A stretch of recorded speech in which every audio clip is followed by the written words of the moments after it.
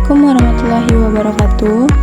Saya akan menjelaskan bab 18 tentang Bank Sentral, Otoritas Jaminan Keuangan, dan Lembaga Penjamin Simpanan. Yang pertama yaitu Bank Sentral. Bank Sentral adalah lembaga keuangan milik negara yang memiliki tanggung jawab utama dalam mengatur dan menjaga kestabilan sistem keuangan serta nilai mata uang suatu negara. Di Indonesia yang berperan sebagai bank sentral adalah Bank Indonesia, yaitu BI. Selanjutnya ada fungsi bank sentral. Yang pertama ada agen fiskal pemerintah, yaitu Bank Sentral berfungsi memberikan nasihat dan bantuan untuk mengelola berbagai masalah atau transaksi keuangan pemerintah seperti menyimpan aset milik pemerintahan.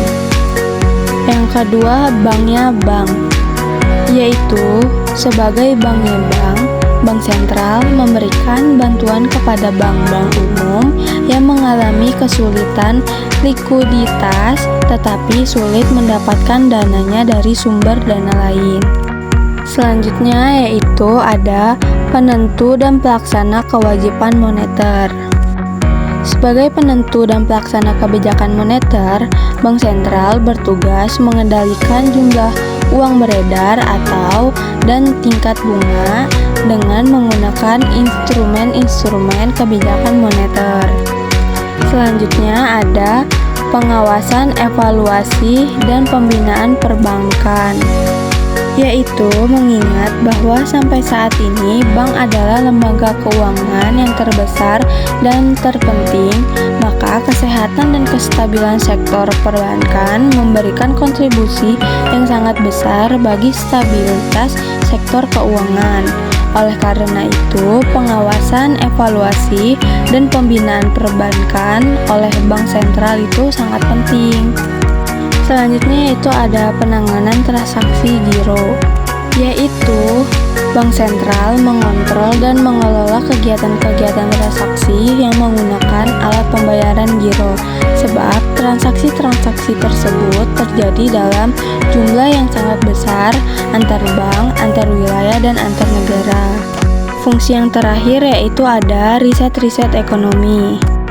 Riset-riset yang dilakukan Bank Sentral terutama yang berkaitan dengan masalah dan perkembangan sektor moneter. Materi selanjutnya yaitu ada tugas Bank Sentral. Mengacu pada UU 023 tahun 1999 tentang Bank Indonesia, tugas utama BI ada 3, yaitu yang pertama, menetapkan dan melaksanakan kebijakan moneter. Tujuannya kebijakan moneter adalah untuk menjaga stabilitas nilai rupiah. Contoh pelaksanaannya yaitu yang pertama, menetapkan suku bunga acuan, yang kedua, melakukan operasi pasar terbuka, yang ketiga, menentukan jumlah cadangan wajib minimum bank. Tugas Bank Sentral yang kedua yaitu mengatur dan menjaga kelancaran sistem pembayaran. Bank Indonesia bertugas memastikan semua transaksi pembayaran di Indonesia berjalan lancar dengan aman. Contohnya yaitu mencetak dan mengedarkan uang rupiah, mengembangkan sistem pembayaran digital seperti BI Fast dan QRIS, mengawasi sistem pembayaran antar bank dan fintech. Tugas Bank Sentral yang ketiga yaitu menjaga stabilitas sistem keuangan. Bank Indonesia berperan mencegah krisis keuangan dan menjaga kepercayaan terhadap sistem keuangan nasional. Contohnya yaitu memberikan sinyal pasar terhadap kondisi ekonomi, bekerja sama dengan OJK dan LPS dalam pengawasan bank dan lembaga keuangan, menyediakan likuiditas dalam kondisi krisis. Materi yang selanjutnya yaitu ada independensi. Independensi didefinisikan sebagai kebebasan dari pengaruh, instruksi, atau pengarahan, atau kontrol dari pihak-pihak lain. Independensi Bank Indonesia, yaitu tingkat independensi Bank Indonesia dapat dikemukakan sebagai berikut, Yang pertama ada independensi tujuan, yaitu Bank Indonesia bebas menetapkan tujuan operasional untuk mencapai tujuan utamanya, yaitu menjaga stabilitas nilai rupiah. Yang kedua ada independensi instrumen, yaitu BI berwenang penuh menentukan dan melaksanakan kebijakan moneter serta memilih instrumen yang dianggap paling tepat, seperti suku bunga, operasi pasar terbuka, dan cadangan wajib minimum. Yang ketiga ada independensi operasional, yaitu Bank Indonesia memiliki kebebasan dalam mengatur pelaksanaan teknis kebijakannya tanpa campur tangan dari pihak lain, termasuk dalam urusan kepegawaian, pengolahan aset, dan sistem pembayaran. Yang keempat ada independensi keuangan, yaitu Bank Indonesia memiliki anggaran sendiri dan tidak bergantung pada APBN. Keuangan BI dikelola secara mandiri untuk mendukung tugas dan fungsinya. Dan yang kelima yaitu ada independensi personal, yaitu penjabat BI termasuk gubernur dan bupati gubernur tidak dapat diberhentikan secara sewenang-wenangnya dan dipilih melalui proses yang transparan serta tidak boleh merangkap jabatan politik atau bisnis. Materi selanjutnya yaitu ada otoritas jaminan keuangan. Apa sih otoritas jaminan keuangan? Otoritas jaminan keuangan adalah lembaga negara yang independen dan bebas dari campur tangan pihak lain, yang memiliki tugas mengatur, mengawasi, memeriksa, dan melindungi sektor jasa keuangan di Indonesia. Lembaga ini dibentuk berdasarkan Undang-Undang Nomor 21 Tahun 2011 tentang Otoritas Jasa Keuangan.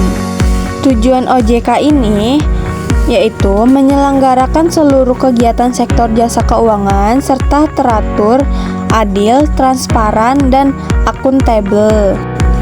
Mewujudkan sistem keuangan yang tumbuh secara berkelanjutan dan stabil, dan melindungi kepentingan konsumen dan masyarakat. Selanjutnya ada fungsi OJK. Fungsi OJK yang pertama yaitu mengawasi aturan main yang sudah dijalankan dari Forum Stabilitas Keuangan. Yang kedua, menjaga stabilitas sistem keuangan. Yang ketiga, melakukan pengawasan non-bank dalam struktur yang sama seperti sekarang. Dan yang terakhir, yaitu pengawasan bank keluar dari otoritas BI sebagai bank sentral dan dipegang oleh lembaga baru. Adapun wewenang OJK, yaitu menetapkan peraturan dan kebijakan di bidang jasa keuangan, melakukan pemeriksaan, pengawasan, penyidikan, dan perlindungan konsumen, memberi sanksi administratif terhadap pelaku usaha jasa keuangan dan melanggar aturan, dan mengambil alih pengawasan bank dari Bank Indonesia sejak 2013 untuk perbankan. Selanjutnya ada tugas utama OJK. Yang pertama yaitu ada sektor perbankan, yaitu OJK bertugas mengawasi kegiatan operasional bank umum dan BPR, Bank Perkreditan Rakyat, menilai kesehatan bank, yaitu aspek likuiditas, permodalan, manajemen resiko, dan lain-lain. Yang kedua yaitu ada sektor pasar modal, yaitu OJK bertugas mengawasi kegiatan di bursa efek, perusahaan efek, manajer investasi, kustodian, dan emiten, dan melindungi investor dari praktik manipulasi pasar atau penipuan. Yang ketiga, tugas OJK yaitu sektor lembaga keuangan non-bank LKNB, yaitu OJK mengatur dan mengawasi perusahaan asuransi, yaitu jiwa dan umum, reasuransi, dan broker asuransi, dana pensiun, perusahaan pembiayaan atau leasing, multi-finance, koperasi, simpanan, pinjam. Materi selanjutnya yaitu lembaga penjamin simpanan. Lembaga penjamin simpanan adalah lembaga independen yang bertugas menjamin simpanan nasabah di bank dan menjaga stabilitas sistem perbankan di Indonesia. LPS ini dibentuk berdasarkan Undang-Undang Nomor 24 Tahun 2004 tentang Lembaga Penjamin Simpanan. Adapun fungsi lembaga penjamin simpanan. Fungsi yang pertama yaitu menjamin simpanan nasabah perbankan.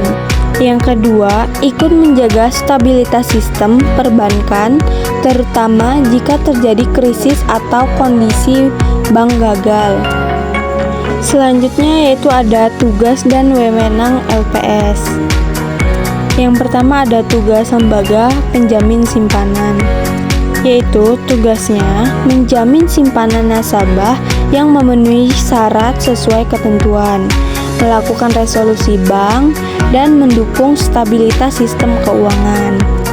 Selanjutnya wewenang lembaga penjamin simpanan. Yang pertama ada menetapkan dan memungut premi penjaminan dari bank peserta. Yang kedua, melakukan pemeriksaan terhadap bank terkait penjaminan simpanan. Yang ketiga, menetapkan kebijakan dalam penanganan bank gagal. Yang keempat, melikuidasi bank yang dicabut izin usahanya oleh OJK. Yang kelima, menjual atau mengalihkan aset bank yang dilikuidasi. Dan yang terakhir, menghimpun dan mengelola dana penjaminan dari premi, hasil investasi, dan sumber lainnya yang sah. Oke, itu saja yang bisa saya jelaskan. Sekian, terima kasih. Wassalamualaikum warahmatullahi wabarakatuh.